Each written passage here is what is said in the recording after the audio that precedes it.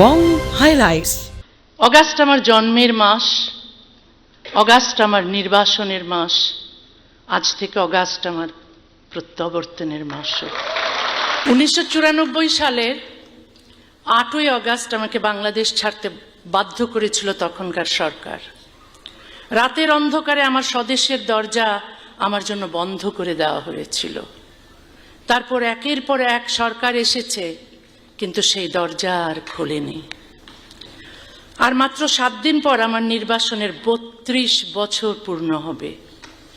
স্বদেশের বাইরে কাটানো সময় এরই মধ্যে স্বদেশে কাটানো সময়কে অতিক্রম করেছে। রাষ্ট্র আমাকে দেশ থেকে সরিয়ে দিয়েছে, কিন্তু আমার ভেতর থেকে দেশকে সরাতে পারেনি। বাংলা ভাষাই আমার বহনযোগ্য স্বদেশ, যে স্বদেশ আমি সঙ্গে করে পৃথিবীর এক প্রান্ত থেকে আরেক প্রান্তে নিয়ে বেরিয়েছি। এক বাংলায় আমার জন্ম, আরেক বাংলায় হারিয়ে যাওয়া ঘর খুঁজে পেয়েছিলাম। শেষ পর্যন্ত একজন বাঙালি লেখকের জন্য 2 বাংলার কোথাও একটি ছোট ঘরও রইল না। ইউরোপ আমাকে নাগরিকত্ব, নিরাপত্তা এবং আশ্রয় দিয়েছে, আমি তার জন্য কৃতজ্ঞ। কিন্তু নাগরিকত্ব আর আপনত্ব এক জিনিস নয়। নিরাপদ বাড়ি পাওয়া যায়, ঘর তৈরি হয় ভাষা, স্মৃতি, সংস্কৃতি এবং মানুষের ভালোবাসায়।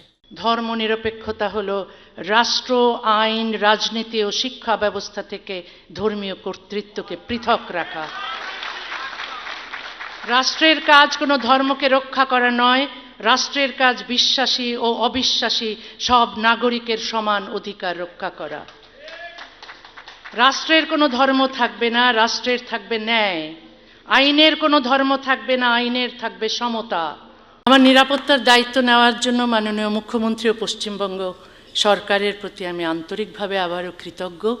কৃতজ্ঞতা আনুগত্যের চুক্তি নয়, কৃতজ্ঞতার বিনিময়ে আমি আমার স্বাধীন চিন্তাকে বন্ধক দিই না। কোনো ভালো কাজের স্বীকৃতি দিতে দলীয় আনুগত্যের প্রয়োজন নেই, দ্বিমত প্রকাশ করতেও বিদ্বেষের প্রয়োজন নেই। আমি কোনো রাজনৈতিক দলের হয়ে এখানে কথা বলতে আসিনি, কোনো দলকে পরাজিত করতেও আসিনি। আমি এসেছি নারীর সমান অধিকার, মানবাধিকার, ধর্মনিরপেক্ষতা, যুক্তিবাদ, মুক্ত চিন্তা এবং বাক স্বাধীনতার পক্ষে কথা বলতে। ফলো করুন, সঙ্গে থাকুন।